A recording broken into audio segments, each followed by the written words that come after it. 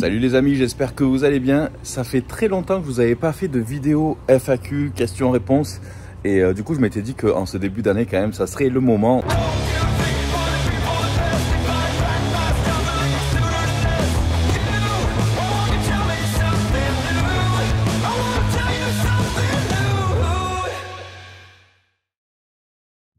Donc il n'y a pas longtemps, je vous ai fait un petit mailing et je vous ai demandé de me poser toutes vos questions que vous avez. Et donc j'en ai sélectionné pas mal, peut-être pas toutes évidemment parce qu'il y en a énormément.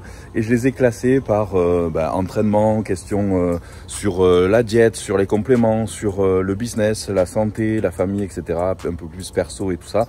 Et donc on va se caler tranquillou là-bas, ici. Et je vais répondre à tout ça. Donc restez bien connectés et puis surtout n'oubliez pas de vous abonner à la chaîne si ce n'est pas déjà fait. Allez, donc on va commencer tout de suite par des questions qui ont rapport tout d'abord avec l'entraînement. Alors j'ai une première question ici. Donc quel est le ratio musculation cardio à avoir selon si on est en prise de masse ou en sèche?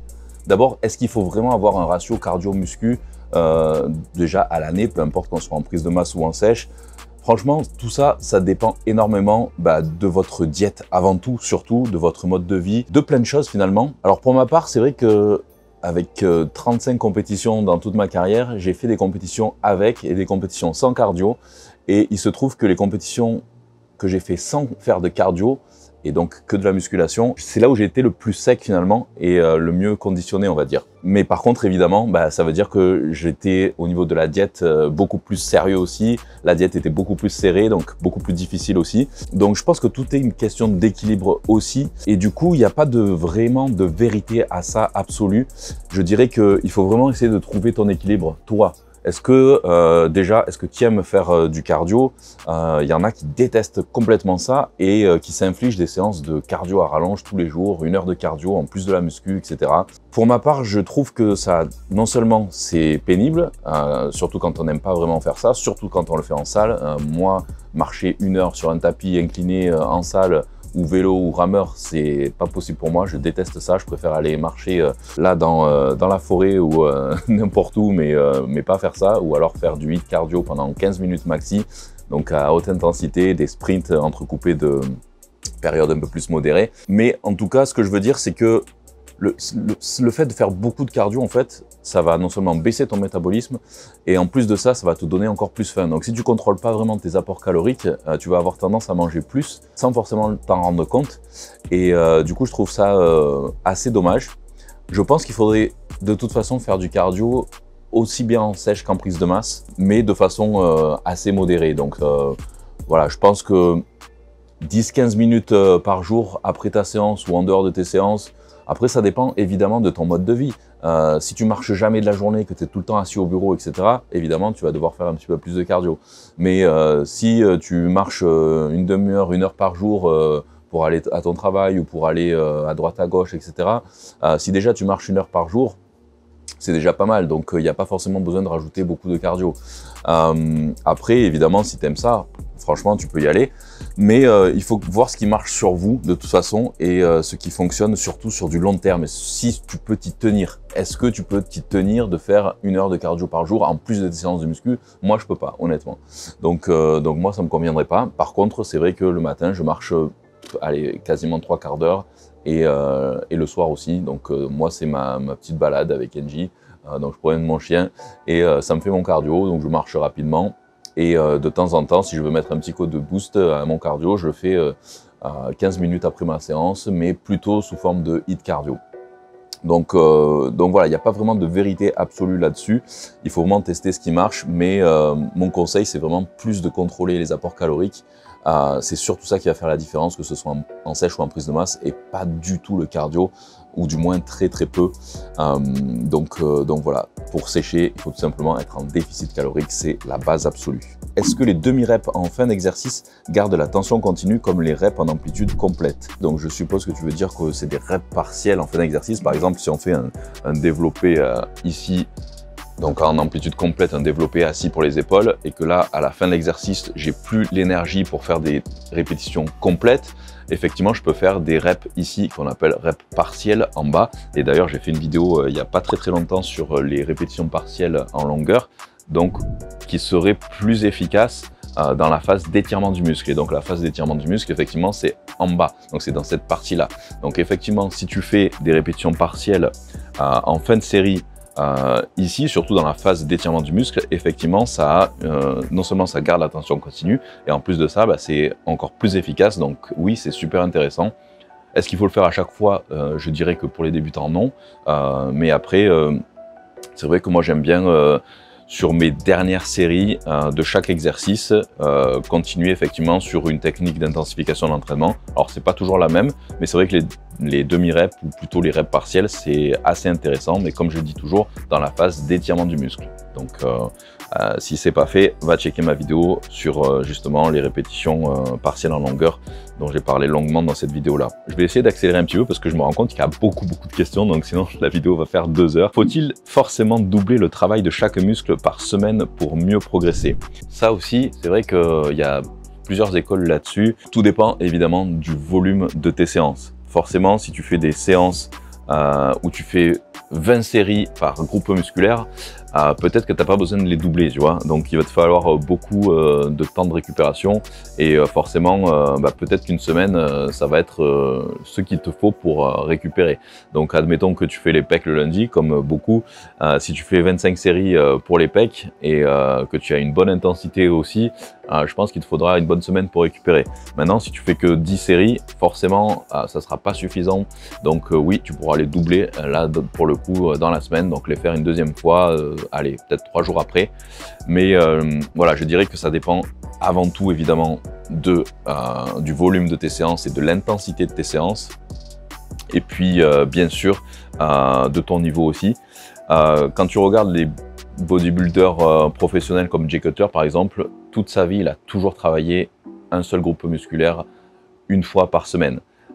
Mais parce qu'il fait vraiment des gros volumes de séances et ça a toujours très bien fonctionné pour lui et pour beaucoup aussi d'autres bodybuilders. Puis voilà, il y en a d'autres qui utilisent des méthodes différentes. Pour ma part aussi, j'ai quasiment toujours fait un groupe musculaire par semaine.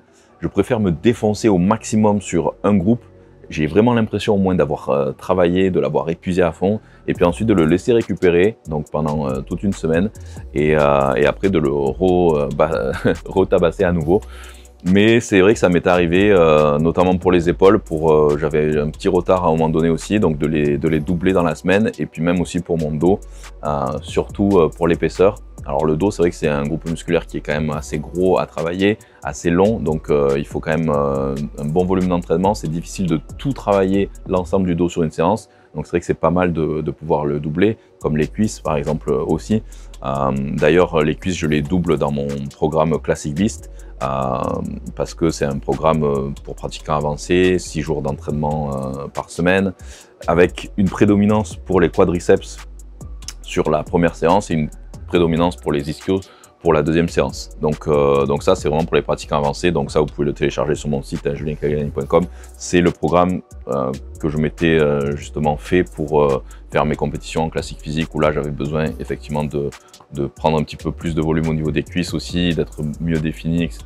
Ce que je veux dire, c'est que tout dépend du niveau. C'est vrai que si tu es complètement débutant, tu vas pas réussir à cramer un muscle en une séance et tu vas pas réussir non plus à faire 20 séries pour juste un groupe musculaire.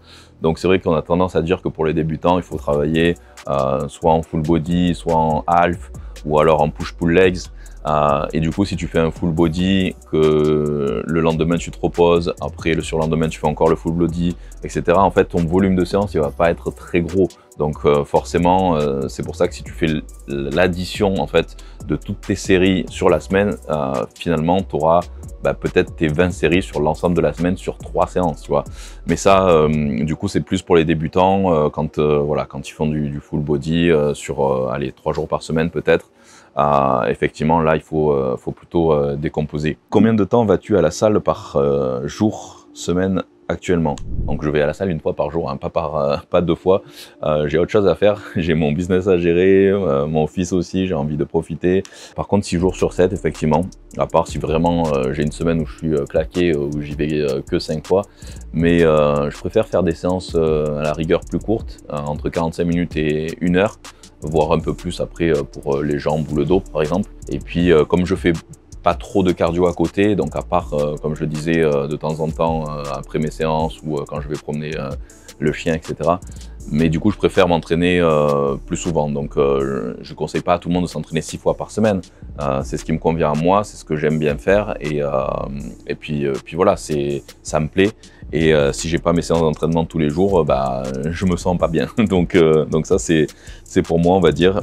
Et c'est mon rythme, c'est un rythme qui me convient.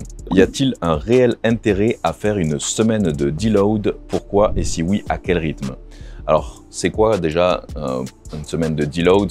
Deload, ça veut dire en anglais décharger. Donc une semaine de décharge où on va diminuer un petit peu l'intensité de ses entraînements, on va diminuer un petit peu le volume de ses séances. Et oui, je trouve que c'est très important de le faire, disons aux alentours de tous les 3-4 mois, ça serait bien. Même carrément une pause en fait musculation, parce que vous savez très bien que vos muscles grossissent et prennent du volume pendant votre récupération, et il y a un effet aussi de surcompensation par la suite.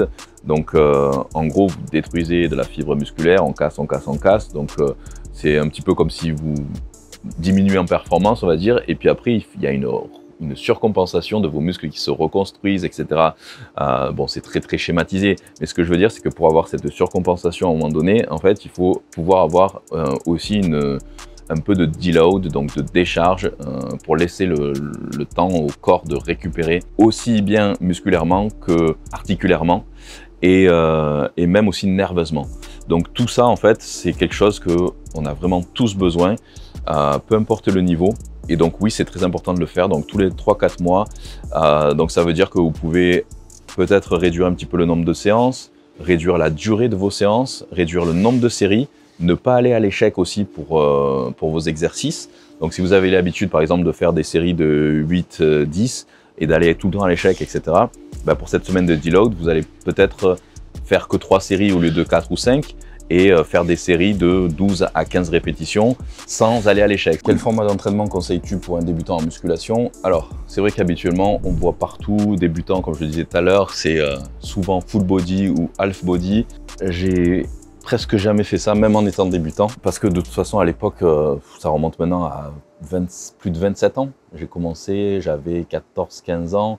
Allez, peut-être, ça c'était plus, je faisais des pompes et des abdos dans la chambre à cette époque-là, des dips et tout ça. Et après, je suis allé en salle à 16 ans. Donc oui, ça remonte il y a plus de 26 ans. Et c'est vrai qu'à l'époque, on n'avait pas beaucoup de programmes d'entraînement. On voyait des trucs dans les magazines, etc. Et du coup, dans les magazines, c'était les programmes des pros. Donc, ils faisaient le Olympia, etc. Et puis on n'avait pas évidemment de réseaux sociaux, ça n'existait même pas. Même Facebook, ça n'existait pas. Donc, forcément, on se fiait à ce qu'on voyait. Donc, on essayait de piocher un petit peu dans les programmes qu'on voyait des pros. Et évidemment, on ne faisait pas non plus le nombre de séries ou le volume de leurs séances. Mais du coup, j'essayais de me caler un petit peu sur ça. Et à l'époque, j'avoue, on ne parlait pas vraiment de full body ou de half body ou autre. Aujourd'hui, on entend quasiment que ça. Oui, effectivement, on peut commencer par du full body. Donc, que je disais 3 fois par semaine au début, c'est pour un débutant total, c'est pas mal. Ça permet aussi de découvrir un petit peu tous les groupes musculaires sans pour autant non plus aller trop loin dans le cassage des fibres, on va dire. Mais moi, c'est un format qui m'ennuie profondément en fait. C'est quelque chose que je pourrais pas tenir sur du long terme. Alors, je peux éventuellement le faire peut-être en phase de récupération ou par exemple si j'ai arrêté une semaine complète ou si je pars en vacances, même si ça fait très longtemps que je suis pas parti, pour une reprise. Mais sinon, c'est un format qui m'ennuie parce que j'ai l'impression de ne pas avoir bossé en fait. Parce que le fait de bosser tout, j'ai l'impression de faire tout, mais pas à fond. Donc, c'est pas un format qui me plaît moi personnellement. Mais je comprends que certains puissent y trouver leur compte. Tout ça pour dire que même quand j'étais débutant à l'époque, je travaillais quand même en split. Aujourd'hui, je travaille toujours en split et c'est ce que j'aime, quoi. Donc j'aime vraiment sentir qu'à la fin de la séance, j'ai tout donné, que mon groupe musculaire en question est rincé. Voilà, c'est comme ça que je me sens bien et que j'ai toujours fait. S'il ne fallait retenir qu'un mouvement par muscle ou groupe musculaire, ça serait quel mouvement? Alors on va commencer par quoi? Du coup, pectoraux, je dirais développé incliné aux haltères. Dos, je dirais traction prise large. Cuisses, c'est un peu délicat parce que c'est pas toutes les salles qui sont équipées, mais je dirais le belt squat. Ensuite, pour les épaules, Élévation latérale au poulie. C'est les mouvements où j'ai les meilleures sensations. C'est vrai que tout ce qui est développé militaire et tout ça, c'est bien pour la masse, etc. Mais j'ai des trucs, plus des douleurs, on va dire, aux épaules et je sens pas une réelle congestion comme je sens aux élévations latérales. Pour les bras, je dirais curl, pupitre à la machine ou à la poulie. J'ai les meilleures sensations. Et pour les triceps, j'ai de très bonnes sensations à la machine dips quand même. Et les mollets, machine mollet debout. Ouais. Que faire quand on stagne et qu'on n'arrive plus à prendre du muscle malgré le suivi des calories? Si tu stagnes, c'est très souvent parce que y a soit un souci dans ton entraînement, soit dans ta diète. Donc on a l'impression de manger beaucoup, on se dit je suis en prise de masse, je mange et je prends pas de poids. Si tu prends pas de poids en prise de masse, c'est que tu n'es toujours pas en surplus calorique en fait. Et chez certains, le corps s'habitue très vite, augmente son métabolisme et au plus tu vas manger, au plus ton métabolisme il va augmenter. Ça signifie que ton corps demande encore plus de calories en fait. Donc il y a toujours des solutions, il faut toujours continuer à manger finalement un petit peu plus aussi, de meilleure qualité aussi évidemment, parce qu'il ne s'agit pas de manger que de la merde évidemment, sinon tu vas pas fixer tous les nutriments et ça va pas être une bonne prise de masse. Généralement c'est parce que tout simplement tu manges pas assez. Donc il faut pas hésiter à rajouter des calories liquides si tu n'arrives pas à manger plus solide entre tes repas, donc à te faire tes gainers toi-même à base de poudre d'avoine, avec banane, de la whey, dedans tu rajoutes peut-être du beurre de cacahuète, un peu de miel, etc. Et ça, tu peux te faire très bien un gainer à 1000 calories. Et si tu fais ça 2 fois par jour, plus le reste de tes repas solides, et que tu rajoutes tes cuillères à soupe d'huile de colza, que tu en mets 2 ou 3 à chaque repas, que tu rajoutes des poignées d'amandes, de noix de cajou, et puis que tu as bien sûr ton apport en protéines, quand même j'ai des doutes que tu stagnes. Et puis après évidemment il faut revoir bien sûr ton entraînement, parce que c'est pas le tout de manger en surplus calorique, il faut savoir s'entraîner aussi, et s'entraîner avec les bonnes méthodes et les bons programmes. Donc n'hésite pas à aller checker aussi sur mon site mon programme ProMass ou Classic Beast selon ton niveau. Je songe à prendre une T-Tax, aurais-tu des codes ou avantages chez eux? Donc oui, t'es pas le seul à avoir pris une T-Tax. Je crois que vous êtes une bonne soixantaine de la chaîne à avoir commandé une T-Tax depuis que j'en parle en fait. Donc maintenant, je crois que ça va faire, si je me trompe pas, ça doit faire plus de 3 ans ou 4 ans, je sais plus. J'ai commandé la mienne. Mais bref, depuis, je sais que vous êtes beaucoup à l'avoir commandé. Et oui, tu peux commander avec mon code JulienQ5 pour le coup sur T-Tax. Et là, tu as une super belle promo aussi. Et frais de livraison aussi offerts, etc. Et sachant que maintenant, ils ont sorti la T-Tax H9. Donc j'en avais parlé déjà dans quelques vidéos. Donc qui est quasiment la moitié prix de celle que moi j'ai. Et qui est quand même super. Je sais que j'ai des élèves qui l'ont reçu. Et franchement, c'est top. Ça prend un petit peu moins de place que la mienne et du coup on peut la ranger sur le côté de son garage ou de sa salle, donc ça c'est super, le banc on peut le redresser, etc. Donc je sais qu'elle est vraiment tip top. Si tu as un budget un peu plus limité que pour une T-Tax T1i comme j'ai moi, il vaut mieux partir sur la H9. Alors ensuite on va passer enfin à la partie compléments alimentaires, alimentation. Alors quels sont tes compléments alimentaires essentiels? Alors il y en a un petit paquet, pour moi, j'avoue, complément alimentaire essentiel. Alors, il n'y a rien de vraiment essentiel, on va dire, parce que c'est vrai que si on a vraiment une alimentation qui est vraiment bien équilibrée, normalement, logiquement, on devrait avoir quand même suffisamment de vitamines, minéraux dans notre alimentation, sauf que malheureusement, ce n'est pas du tout le cas, parce que notre alimentation d'aujourd'hui, c'est plus que c'était tous les pesticides qu'il y a, que ce soit dans la terre, dans l'air, avec la pollution, avec tous les perturbateurs endocriniens, etc. C'est plus en fait, on va dire comme à l'époque de nos grands-parents. Et d'ailleurs c'est pour ça, je reviens aussi là-dessus, où je parlais de testostérone tout à l'heure, les hommes d'aujourd'hui n'ont plus du tout les mêmes niveaux de testostérone qu'à l'époque de nos grands-parents, justement à cause de ces perturbateurs endocriniens, à cause du stress de la société actuelle, à cause de la pollution, de plein de choses. Et du coup, c'est pour ça que les hommes d'aujourd'hui ont une testo qui est très basse par rapport à nos grands-parents. Donc pour en revenir aux compléments alimentaires, quand on fait un sport à haut niveau, ou même quand on fait du sport de façon intense, c'est-à-dire quand on va 4-5 fois à la salle par semaine, plus d'1 heure, eh ben, on peut considérer déjà qu'on est plus qu'une personne lambda sédentaire. Et donc, on a besoin de plus finalement que ces personnes-là. Et pour ça, la plupart du temps, ben, c'est vrai qu'on a besoin de compléments pour compléter nos apports et être sûr d'avoir l'essentiel de ce qu'on a.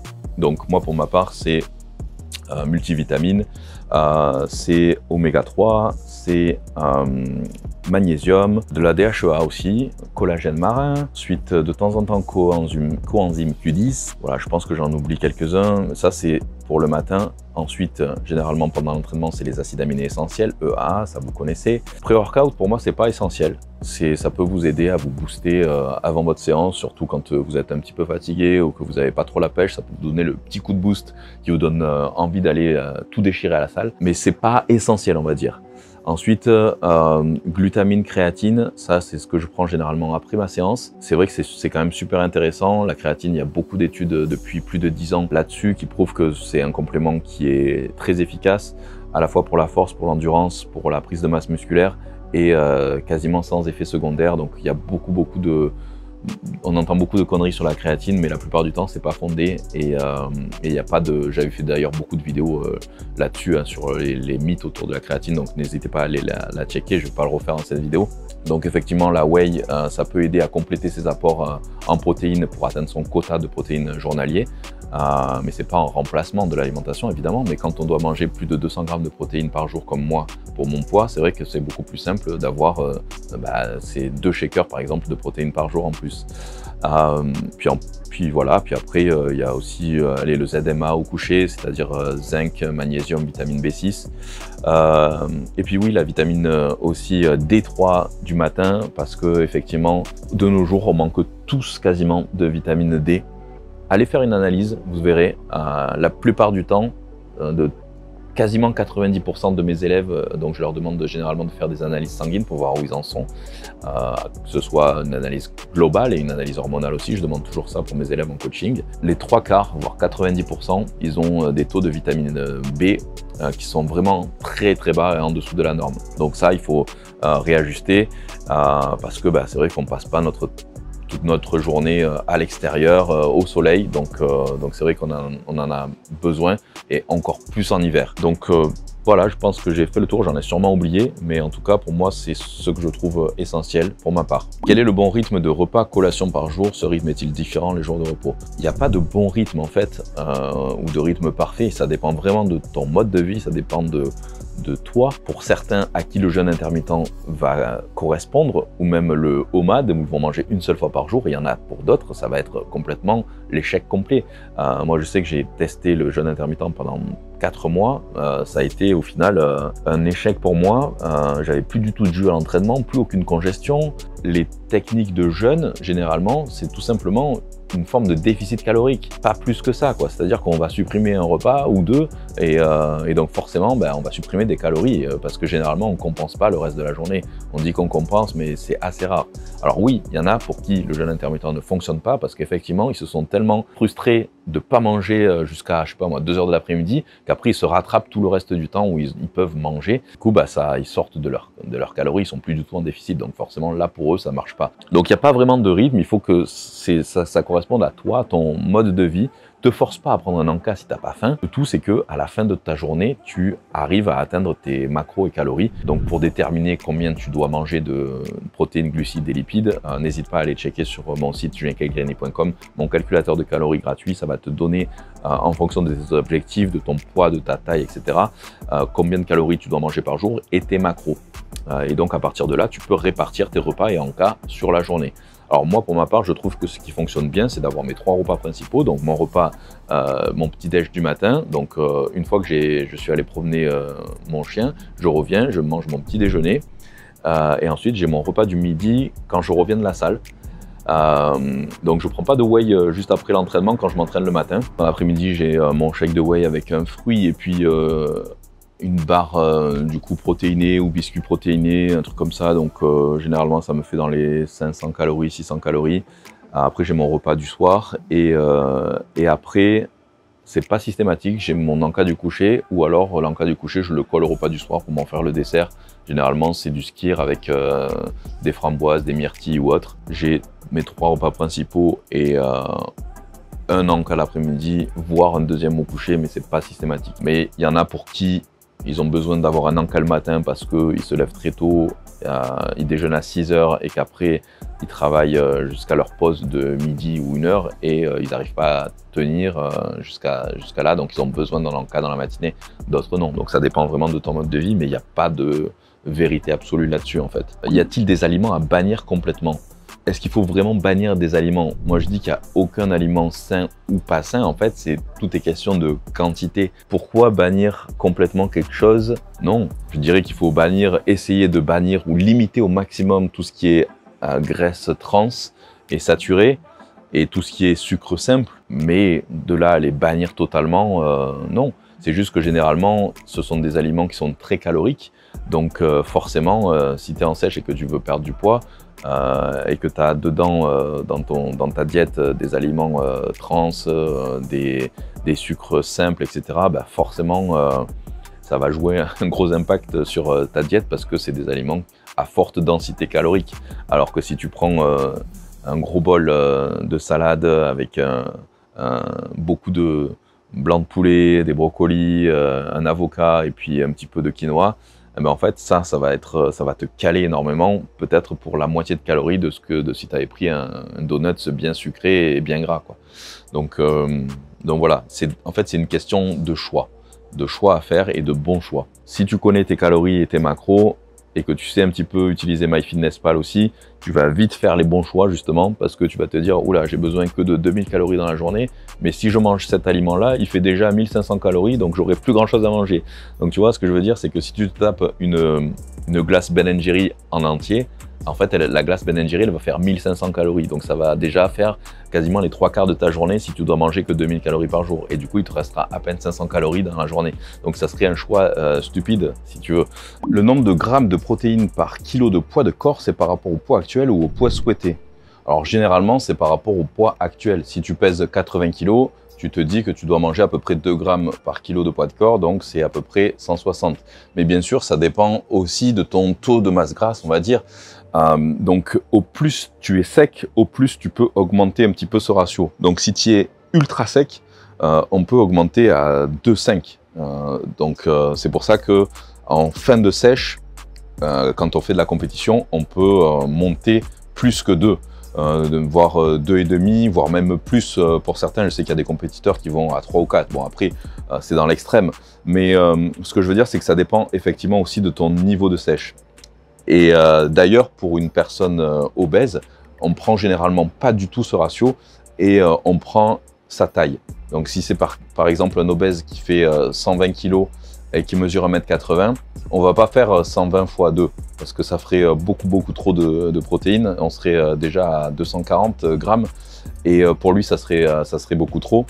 Et en fait on va prendre la taille, donc on va prendre 180. Il fait 1,80 m et on va prendre 180 grammes de protéines par jour pour lui. Tu vois que par exemple, je dis n'importe quoi, si tu fais 80 kg et que tu es à 20% de taux de masse grasse, ben là, ce ratio-là, par exemple, de 2 grammes par kilo, tu vas le diminuer un petit peu, tu vois. Et à l'inverse, si tu es à 8%, ben tu vas peut-être augmenter, tu vas être à 2,2 jusqu'à 2,5. Donc voilà, mais c'est pas par rapport au poids souhaité en fait, pas du tout. Je voudrais savoir si la créatine a un effet épaississant sur le sang et à quelle dose peut-on prendre de la créatine à l'année sans risque. Alors je sais pas où tu as entendu ça, c'est la deuxième fois que j'entends ça, mais jamais de la vie la créatine ça a un effet sur l'épaississement du sang. Mais alors je sais pas où c'est que vous allez aller chercher ça, mais non, il n'y a absolument aucun effet là-dessus. Donc j'avais fait pas mal de vidéos quand même sur la créatine, comme je le disais tout à l'heure, c'est un des compléments alimentaires les plus étudiés depuis plus de 10 ans. Il y a vraiment assez peu d'effets secondaires sur la créatine, donc je ne vais pas en reparler dans cette vidéo-là parce que ça ferait encore une trop à rallonge. En tout cas, sur le sang, ça n'a absolument aucun rapport, quoi, vraiment aucun rapport.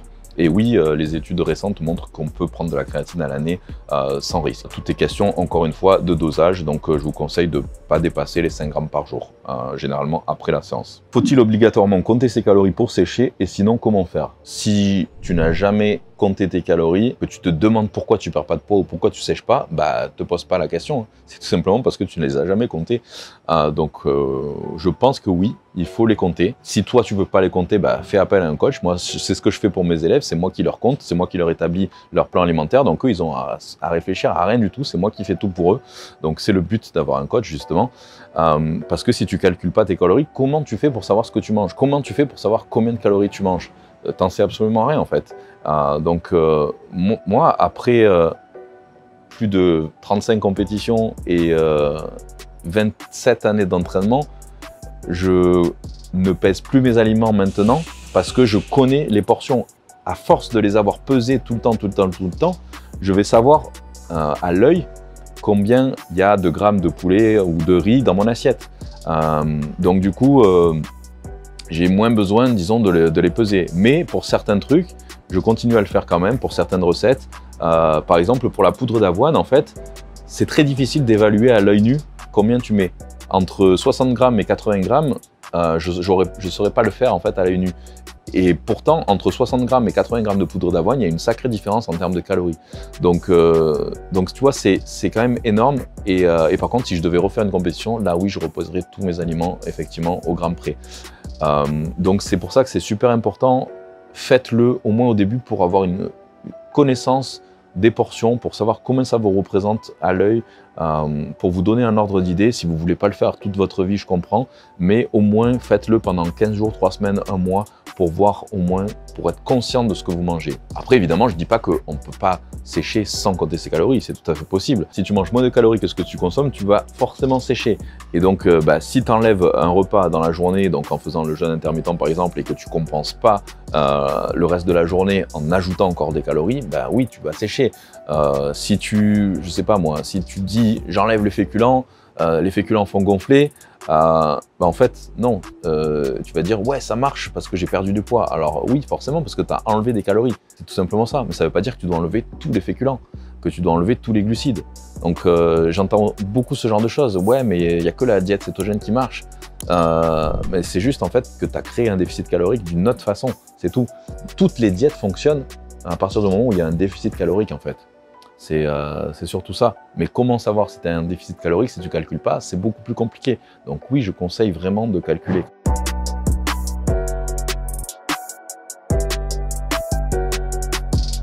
Comment fais-tu pour te procurer la TRT? Alors là, on dirait que tu parles de se procurer de la drogue ou un truc comme ça. Donc si on apprécie de rentrer en fait l'été pendant 3-4 mois, c'est peut-être parce que justement on n'y est pas à l'année. Si tu fais du coaching plus promotion de sponsors, as-tu d'autres projets de développement prévus? Un plus gros projet, donc c'est